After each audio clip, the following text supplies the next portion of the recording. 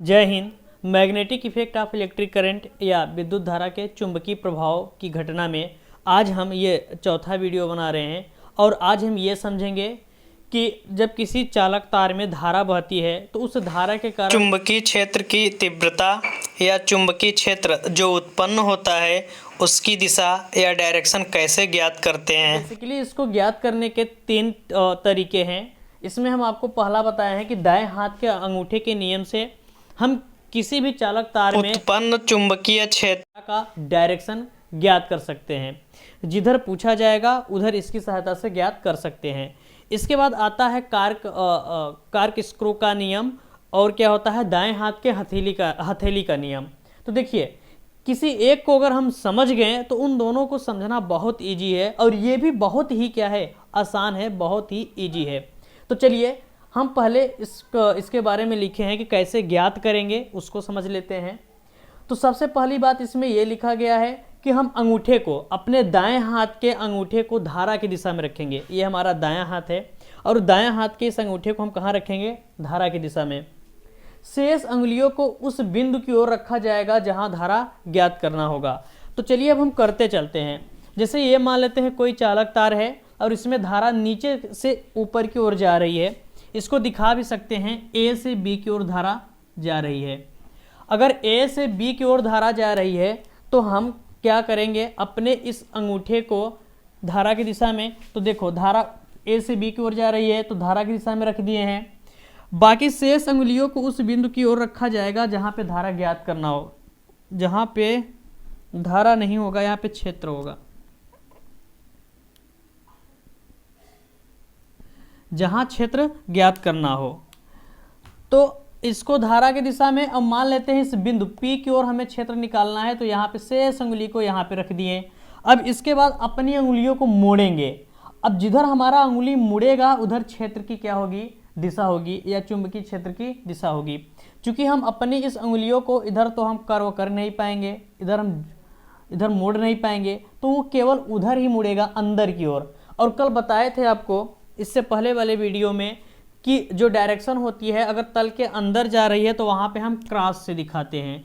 तो यहाँ पे जो डायरेक्शन निकला कैसा है? वो तल के अंदर लंबवत है, लंबवत यानी ऐसे जाएगी। ये देखिए ये है धारा हमारा, ये है चालक तार, इसमें जा रही है धारा। धारा की दिशा में रखे हैं अंगूठे को, दाएं हाथ के अंगूठे को।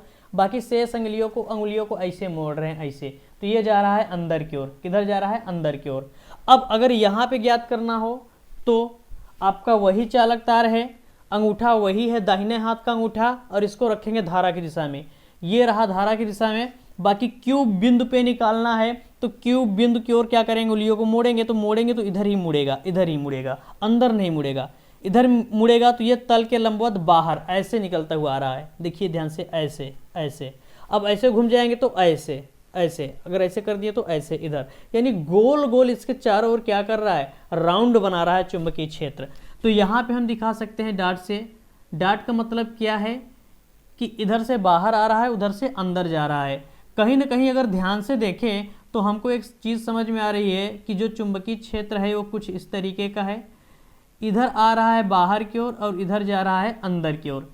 ये चारों तरफ इसमें ऐसे क्या हो रहा है? उत्पन्न हो रहा है ऐसे, इधर अंदर की ओर, इधर बाहर की ओर, ऐसे गोल गोल चारों तरफ। क्योंकि इसको ऐसे मोड़ते जाएंगे, इसे मुड़ता जाएगा तो गोल गोल चारों तरफ क्या बनाएगा?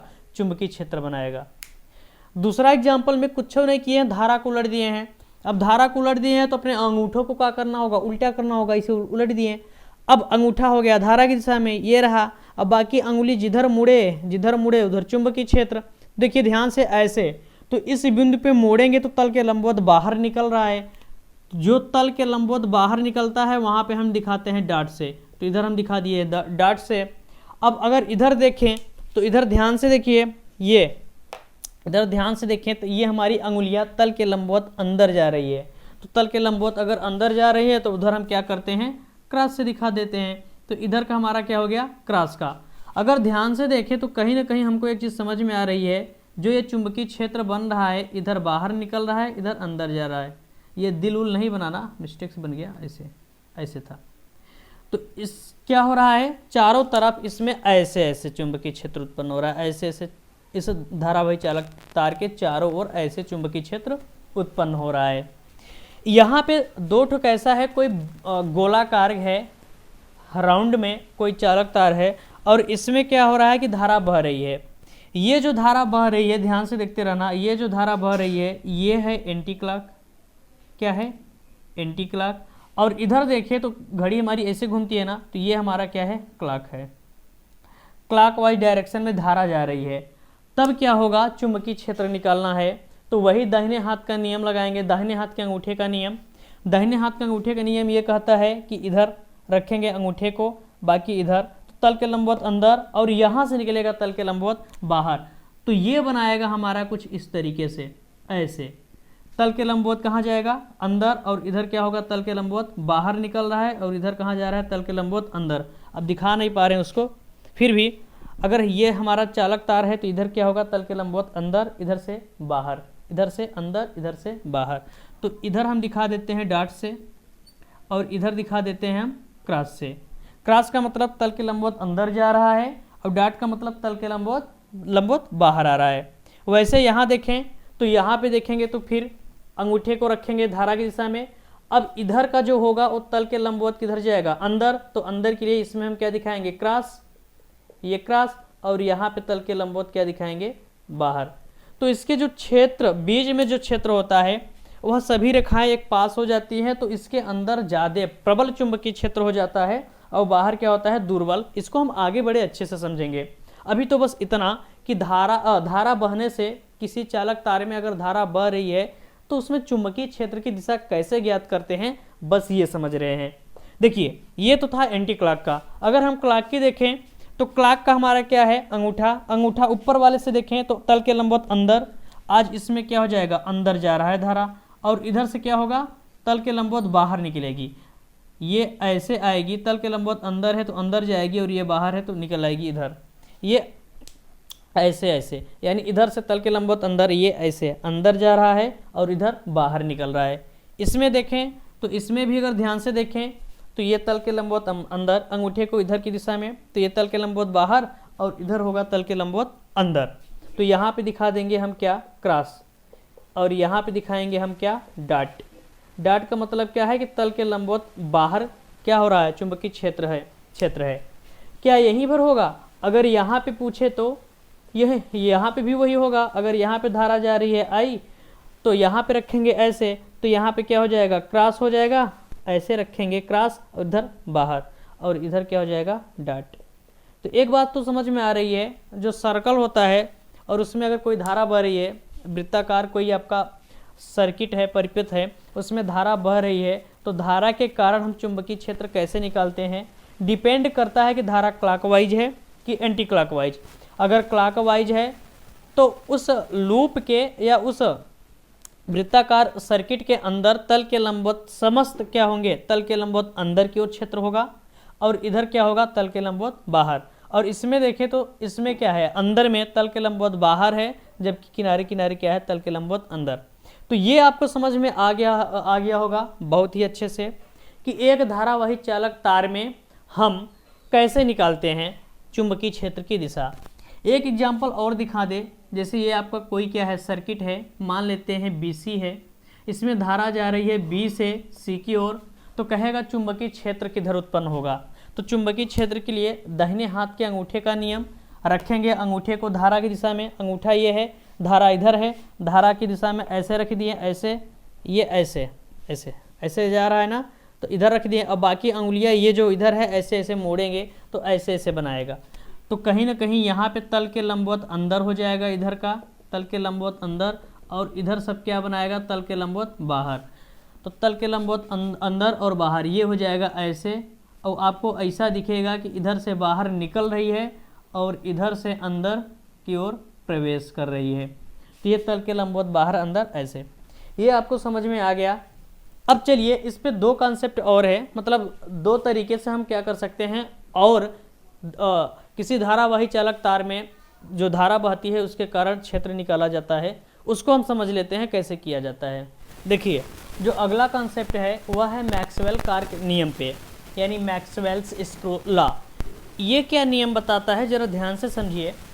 इस नियम के अनुसार ये है कि अगर हम किसी स्क्रू को, यानी जो आपका हिंदी में बोले तो देहात में जो आपका नट होता है, उसको जब हम कसते हैं तो देखिए कसने का तरीका क्या है कि ऐसे पकड़ के ऐसे घुमाते हैं, यानी ऐसे घूमता है, ऐसे घूमने का मतलब क्या है, ऐसे घूमने का मतलब यह है कि इसको हम दक्षिणावर्त घुमाते हैं, जिसको हम क्लॉकवाइज बोलते हैं। क्या बोलते हैं? क्लॉकवाइज। अगर हम इसको क्लॉकवाइज घुमाएं तो इसकी जो नोक होगी, ये नोक, ये किधर जाएगी? आगे की ओर गति करेगी। अगर हम इसको एंटी क्लॉकवाइज यानी वामावर्त घुमाएं, वामावर्त ऐसे, फिर ये ऐसे घुमाएं तो ये क्या होगा? नीचे की ओर आएगा, ढीला होगा।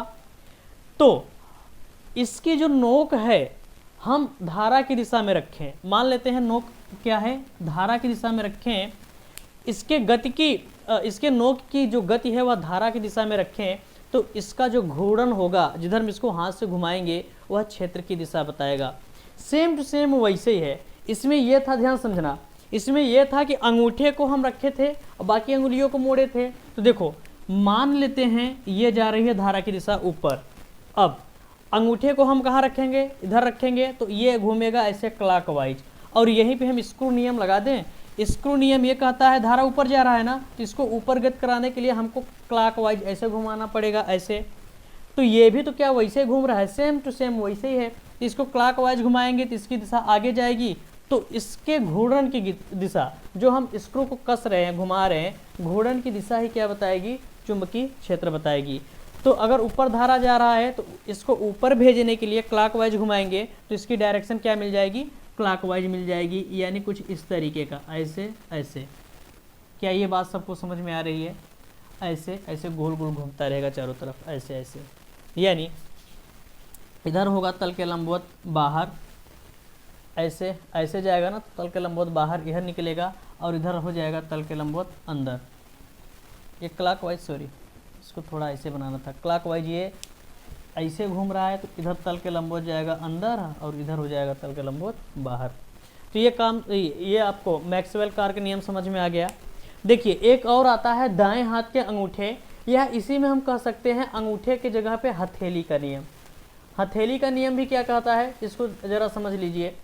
दाएं हाथ का हथेली का नियम ये कहता है कि अपने अंगूठे को उधर रखो जिधर धारा जा रही है। तो मान लेते हैं धारा ऊपर जा रही है, ये ऊपर गया, तो ये तल के लंबवत, ये है हथेली, ये हथेली देख रहे हैं ना, इस हथेली के लंबवत क्या होगा बताएगा चुंबकीय क्षेत्र की दिशा। तो धारा ऊपर जा रही है, ये रख दिया अंगूठा, तो हथेली इधर है, तो तल के लंबवत इधर, यानी इधर हो जाएगा क्रॉस और इधर हो जाएगा डॉट। एक एग्जाम्पल हम और दिखाते हैं। धारा इसमें क्या हो रहा है? नीचे आ रहा है, एक मिनट, ऐसे ही ऊपर करें, ज़्यादा समझ में आएगा। धारा ऊपर जा रहा है, तो अंगूठे को रखेंगे धारा की दिशा में, ये रहा धारा की दिशा में। बाकी ये जो हथेली है ये लंबवत दिखाएगा, तल के लंबवत बाहर, ये दिखा रहा है क्या? क्षेत्र की दिशा। तो इधर क्या हो जाएगा? डॉट हो जाएगा, तो इधर ऑटोमेटिक क्या बन जाएगा? क्रॉस बन जाएगा। तो आई होप ये वीडियो आपको अच्छा लगा होगा। और हाँ, अगर इसमें आपको कुछ नई चीज़ें सीखने को मिल रही है तो इसे यार प्लीज़ शेयर करिए, और वीडियो अच्छा लग रहा है तो इसे लाइक करिए। आज के लिए बस इतना ही, अब मिलेंगे नेक्स्ट वीडियो में, तब तक के लिए जय हिंद, जय भारत।